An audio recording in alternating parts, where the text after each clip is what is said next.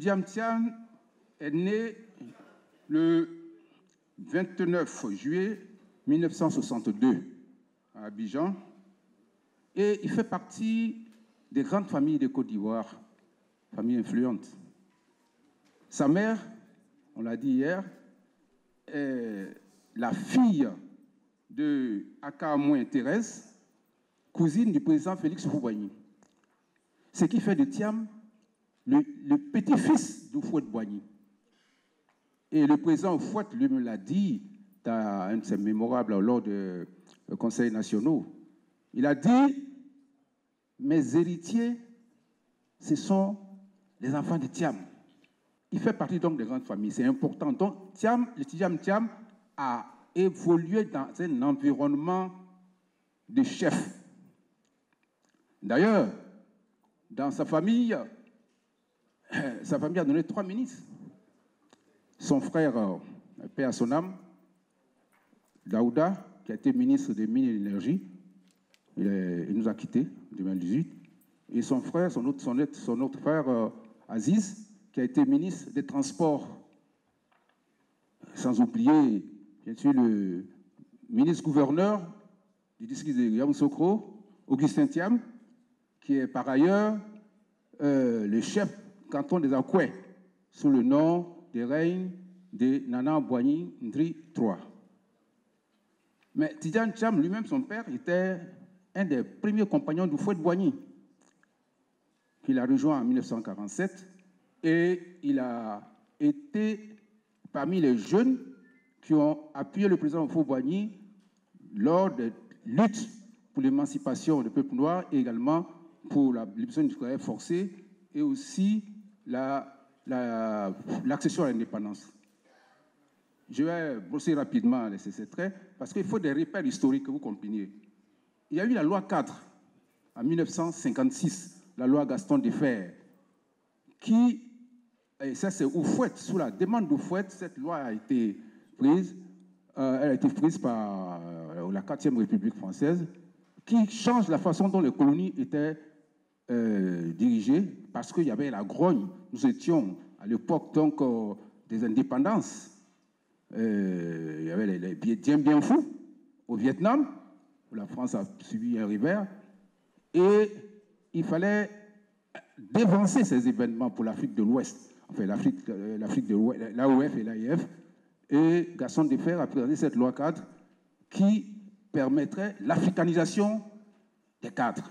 Et dans le contexte donc, de l'africanisation des cadres, le président Houphouët, qui était Premier ministre à l'époque, en 1958, parce que dans le cadre de la communauté franco-africaine, le président Houphouët était Premier ministre et il a nommé Amadou Thiam, le père de Tidiane Thiam, comme premier directeur général des radios Côte d'Ivoire. Donc vous, ça, oui. Alors, pour dire que s'il a grandi dans un environnement d'élite, je passe maintenant à ses études. Son père a été ministre, il a été 2 fois ministre, il a été ambassadeur par 2 fois au Maroc. Donc, Tidiane Thiam, qui est né en 1962, il a fait ses études primaires et peut-être même maternelles au Maroc, à Rabat, au lycée français. Et lorsque son père est rentré en Côte d'Ivoire en 1977, bien sûr, Thiam est venu. Et c'est là qu'il a été au lycée classique. Au lycée classique, il a passé, je crois, 2 années et il a décroché son bac C avec mention bien. Mais si vous avez votre bac à mention bien, comment vous allez réagir? Content? Bien. Mais Tidiane Thiam, il est inattendu parce qu'il était fâché. Il n'était pas du tout content parce que lui, c'était très bien, il voulait. Vous voyez le personnage. Et bien sûr, après, avec ce bac C, qui est le bac le plus difficile, il a passé donc les 2 années suivantes le concours de prépa au lycée Sainte-Geneviève de Versailles. Et ça l'a permis de passer le concours d'entrer à la prestigieuse école polytechnique de Paris. Il a réussi Et après, il a 2 années, il a passé le concours. Il est rentré à l'école des mines, l'école supérieure des mines de Paris, et il est sorti major. Bon, il a eu, dans la foulée, il a décoché un MBA, un Master of Business Administration. Pour son parcours professionnel, Tidjane Thiam est ingénieur de formation. J'insiste sur ça. Il se présente lui-même, il dit « Je suis ingénieur ». Mais un ingénieur, c'est quoi? J'ai vu une fois une conversation entre le président Bédié et puis un de ses amis. Et il disait au président Bédié, il dit « Un ingénieur, regardez, vous êtes là, bien sûr c'était dans un cadre champêtre. Il dit, vous fermez les yeux et vous ouvrez les yeux. Tout ce que vous regardez autour de vous, ce que vous voyez, ce qui n'est pas été créé par Dieu, c'est l'ingénieur qui l'a créé. » Donc, le président Thiam, quand il dit il est ingénieur, c'est ce qu'il veut dire. Il est un homme pratique, pragmatique. Il est là pour transformer les choses. C'est pourquoi il a dit, à son arrivée, il a dit, nous, on agit et les autres commentent.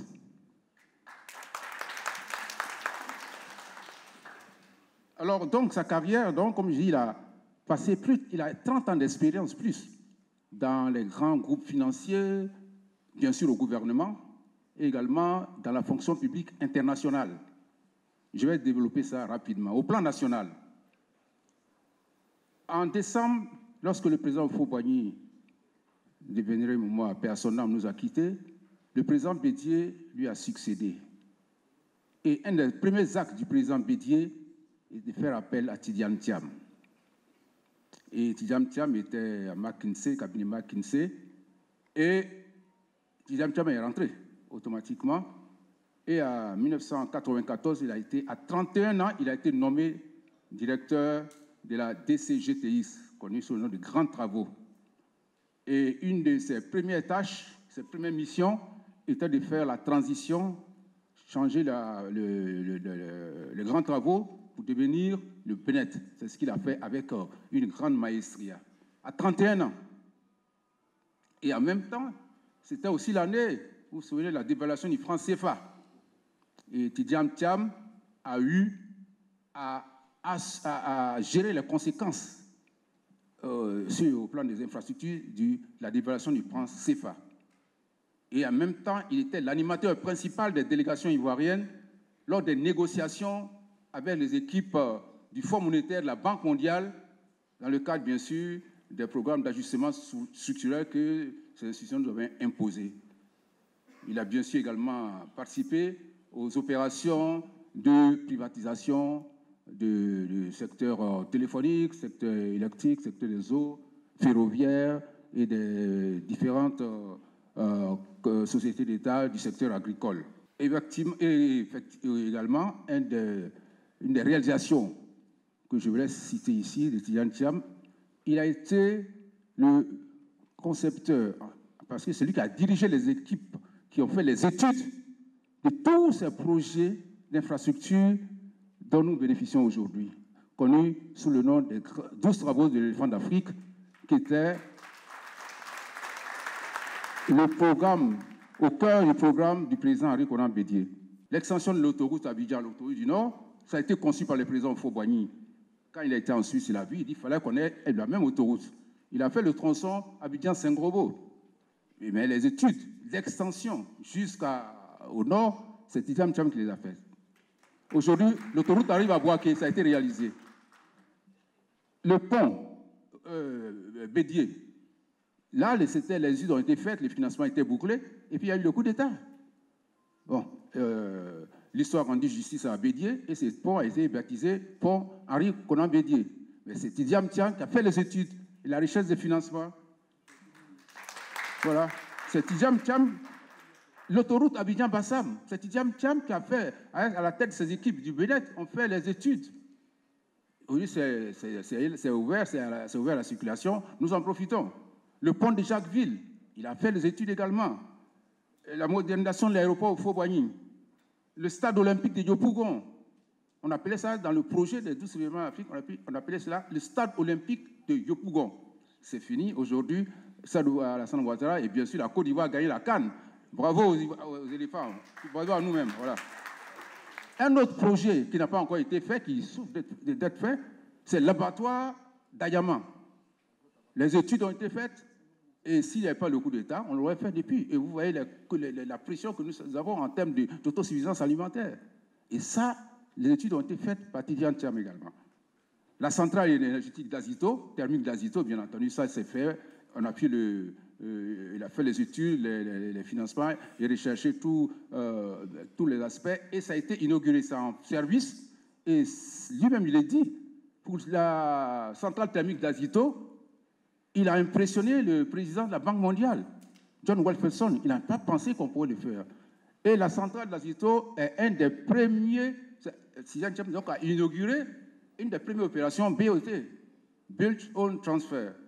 Et également un des premiers IPP, Independent Power Producer, c'est-à-dire que les producteurs indépendants d'électricité. Aujourd'hui, c'est commun en Afrique, il y a au moins 126 IPP. Mais c'est Tidjane Thiam qui a inauguré ça dans les fêtes. Nous avons le 4e pont Yopougon à Abidjan, et Yopougon à Yamé, c'est Tidjane Thiam qui a fait les études. Le parc d'exposition de Port-Louis, qui est là, qui est majestueux sur l'autoroute, la route de Léoport. Tidjane Thiam également est à la manœuvre aux études. L'extension du port d'Abidjan, pour pouvoir accueillir, exploiter le 2e terminal de conteneurs. Tidjane Thiam également. Et enfin, le train urbain d'Abidjan. En train de se faire. Et il y a d'autres projets qui n'ont pas la même envergure, dont Tidjane Thiam, à la tête de ces ingénieurs au Bénin, ont fait les études. Et ça, il faut que ce soit connu. Je le dis. J'insiste parce qu'il y en a qui disent que mais il ne connaît pas la Côte d'Ivoire. Tidjane Thiam, il débute sa carrière au cabinet McKinsey, en 89, je l'ai dit. Et déjà en 90, par ses prouesses au Bénin, il a été sélectionné parmi les 100 jeunes décideurs du monde par la Young Global Leader of Tomorrow au Forum économique de Davos. En 2002, Tidjane, justement après le coup d'État, il retourne. Et McKinsey dit, mais écoute, tu es le bienvenu, tu nous as manqué, on a besoin de toi. Et il est revenu, il a boosté encore McKinsey et il est recruté par Aviva. Aviva, c'est la plus grande compagnie d'assurance à Londres. Il a été recruté par Aviva et en 2005, il devient le PDG du groupe Aviva en Europe. Et il gère un portefeuille de plus de 15 pays à travers le monde. Tidjane Thiam a été PDG ensuite du groupe Prudential. Prudential, c'est une autre grande compagnie d'assurance à Londres, de 2007 à 2009. Et là, ce n'est pas le fait qu'il a été recruté par ces boîtes, mais c'est ce qu'il a fait. À Prudential, il a triplé la capitalisation boursière de cette entreprise, qui est passée de 17 milliards de dollars en 2009 à plus de 60 milliards de dollars en 2015. C'est du concret. Et il a fait, c'est vérifiable. Il a fait pour ces grands groupes internationaux, et ce n'est pas pour la Côte d'Ivoire, il ne fera pas. Il a l'expertise, il a la technicité, il a la capacité, et il sait encadrer les hommes, encadrer les ingénieurs, toutes les compétences qu'il a à sa disposition. Et je sais le sait en Côte d'Ivoire. Et vous êtes le vivier. Et à tel point que toutes les compagnies d'assurance anglaises l'ont porté la présidence de l'association des assurances britanniques, ABI.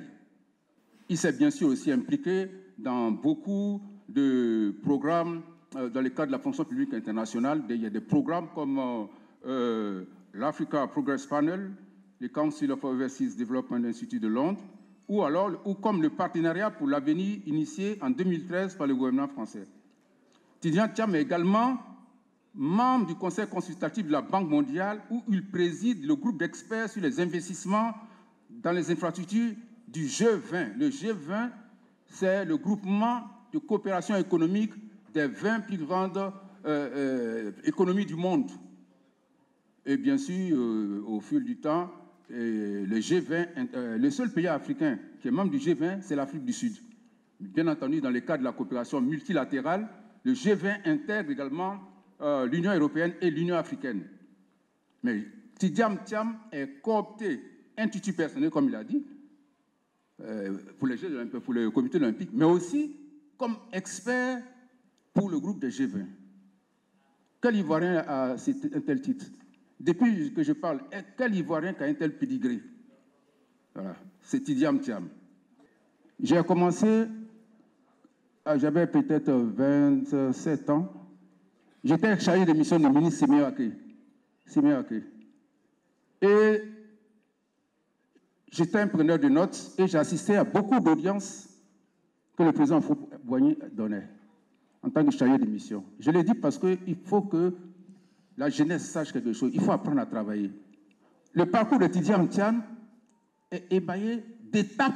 Il n'y a pas eu de génération spontanée. Il a occupé des postes où il était mis en situation et il a prouvé qu'il était capable et il a monté ensuite.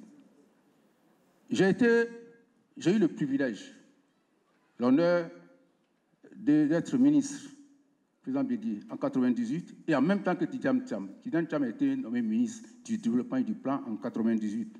On était dans le même gouvernement, jusqu'au coup d'État. Il y a une culture au PDCI qui est la formation des jeunes. On vous met à côté des nés. Donc moi, je suis ministre délégué ici à Mara pour apprendre, pour assurer une chaîne de génération, une relève harmonieuse.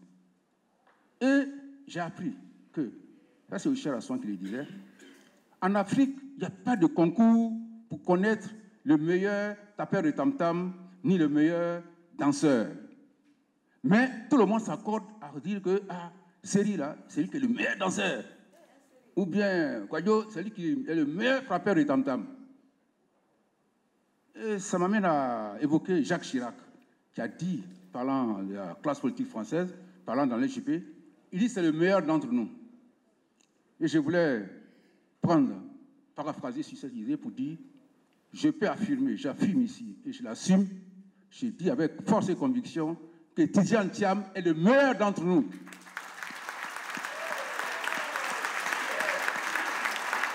Et il est le meilleur dans la classe politique ivoirienne.